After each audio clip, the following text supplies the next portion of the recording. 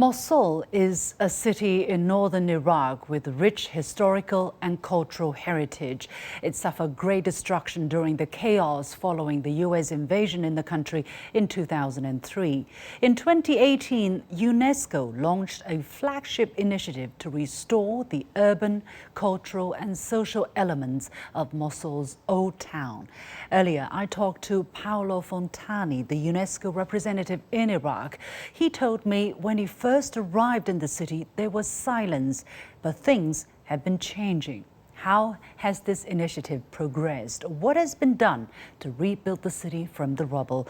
Here's our conversation.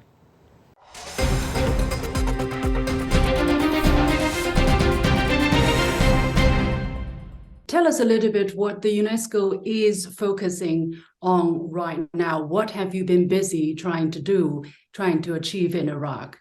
Well, in the last few years, we've been working a lot on post-conflict reconstruction. There has been a lot of focus, particularly on education and culture. Of course, education has also been focusing on out-of-school children, focusing on bringing back those who have lost an opportunity on education.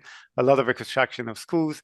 And for what it concerns our work, our flagship initiative has been the one on reviving the spirit of Mosul, which is focusing really on the idea that Mosul was a city that for many millennia has been a center of exchanges, a center of intercultural dialogue, and that all of a sudden was the epicenter of drama and destruction and conflict. So the idea from the Director General of UNESCO was to make Mosul a symbol of renaissance of the entire Iraq, but also probably of the region that has been devastated by the conflict. So since 2019, I'm in the country and we built a team in order to work hard on the reconstruction of the old historical city center of Mosul.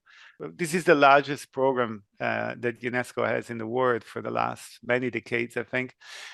So we are trying to build both historical monuments, such as the Al-Nuri Mosque and Al-Sa and Al-Tahira Church, and also bringing back some heritage houses in order to rebuild a little bit the idea of a city center. And I just want to add one last element. I mean, the entire idea of reconstructing is not really about bricks, it's not really about stones, it's mostly about the people.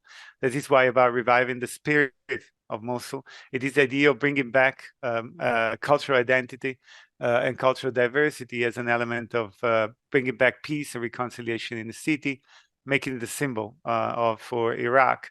And also there's another element, which is the one of economic development. So we are using culture and heritage in order to create jobs, employments, and revive also the economic fabric of a city. Yeah.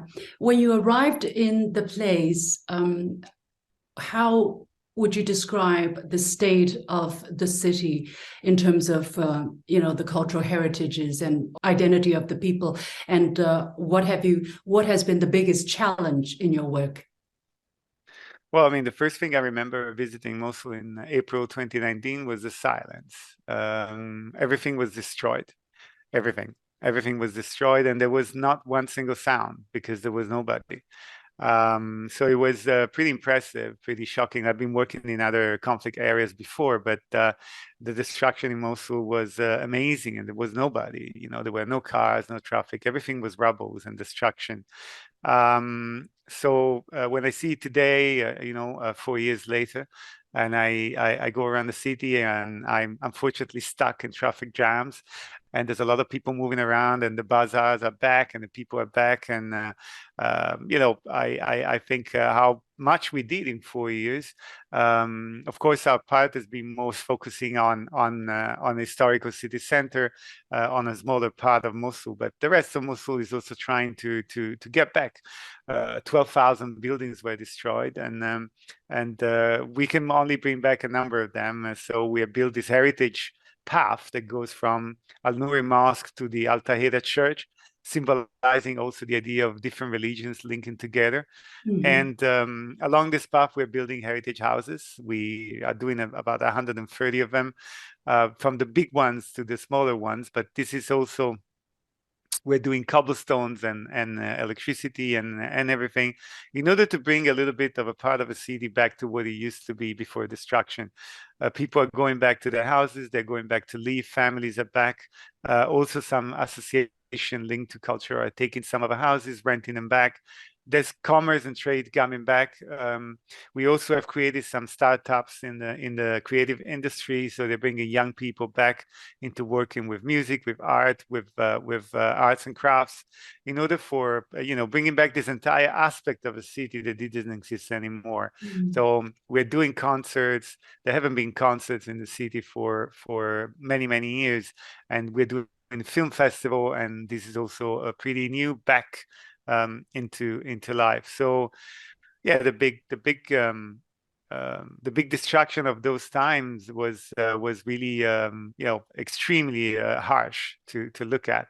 And so now I'm happy that there's still a lot to do, but people are believing that something can be done, and everybody does their job, and we are doing our part.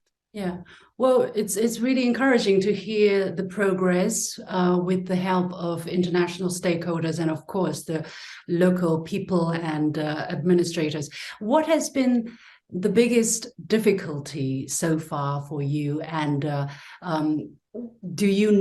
you getting the necessary resources, the necessary support, the necessary international attention to fulfill your job, to do your job on schedule, let's say? The biggest difficulty at the time, of course, was first of all to arrive and find instruction.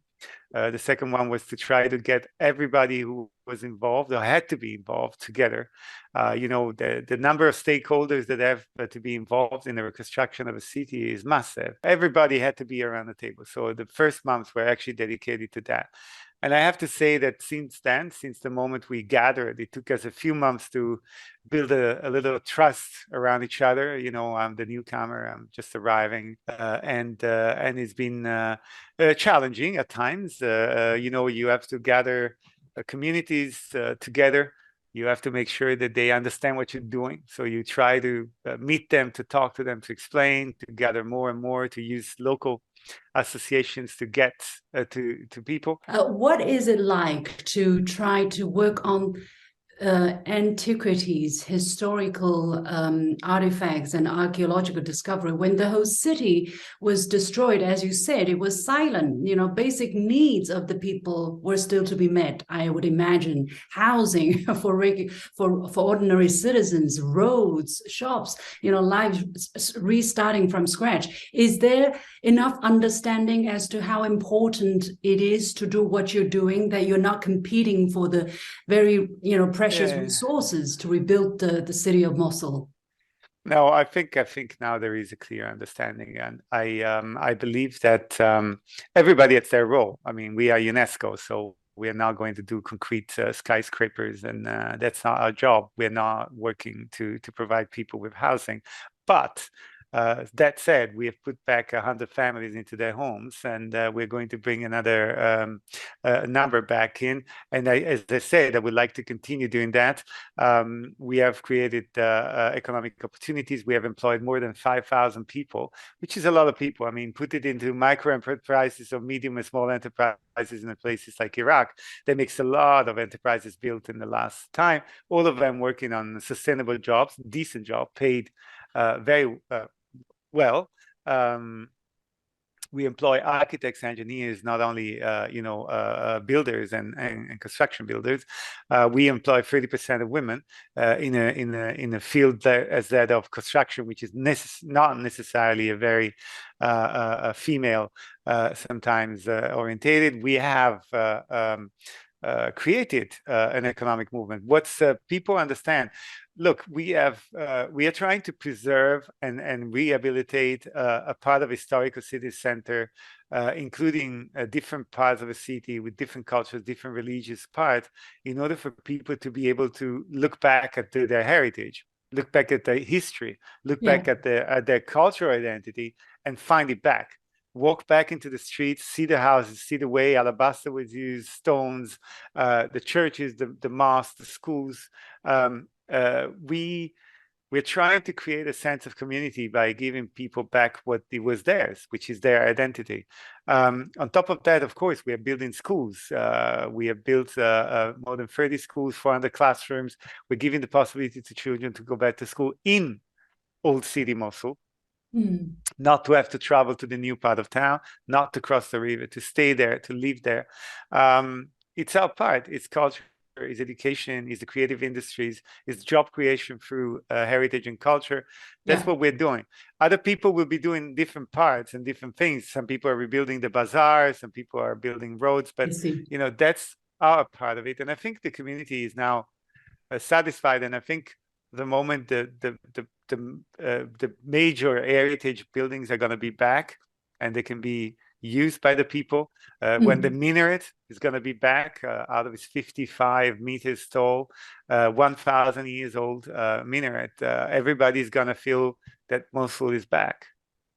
Having worked in different parts of the world, what strikes you as unique in terms of rebuilding Mosul? Do you think people understand the city well enough? Because we heard mostly about wars. What is special about this city that you think the world needs to know? I think that what strikes me most about what we're doing is that you know, as a person coming from a country with a strong heritage, and like you could say the same, and many other people around the world have their own heritage. My heritage is part of who I am, and you know, when they asked me to come here, I thought that, you know, how would I react if somebody would come to my place after war destroyed all the churches and palaces of a small city in Tuscany?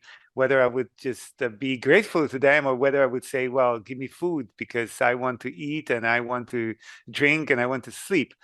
And I thought that maybe I could try to find some food by myself, and I could try to find some water by myself, but hardly I could find maybe the resources to rebuild you know, my churches and my palaces and my city centers and my squares and my monuments without the support from the international community. And if any war like that struck my country, I would be devastated by knowing that all those visual elements that make part of my identity are not there anymore. So with that one, I thought, okay, maybe I go and maybe they will be happy, you know, that we are there to support them. And, you know, I'm telling you that I've never had people telling me why you're wasting your time in building heritage and why don't you do something else. The only thing we have understood from the beginning, but it was not complicated to understand, is that for them, a city is a living thing, and for us too. So we're not talking about monuments. We're talking about bringing back life. And so, of course, they also wanted schools. And when I arrived in Mosul the first time, I'm Moslawi, at the time, not friends yet. They became friends afterwards. But one of the first things they told me was, look, if you bring back school and places of worship, people are going to come back. Because this is what it's very important to us, you know, bring us back places where we can educate our children and places where we can worship our Lord, and then it's fine, you know, people will come. So, you know, this is what we're doing. It's part of course, we're building houses so people can go back to their house. But I'm saying you do have an impact, and people are now made only of food and shelter. People are made by much more. Otherwise, human beings would not have created all that we have, because we like to sleep well and eat well. It's just because we have other needs, and part of that needs is to express ourselves, to show our culture, to have our own history and share with the other people. So I think it's part of it. And by the way, I just want to add that one of the biggest partners we have, and one of the other work we do in Mosul, is also working with the university.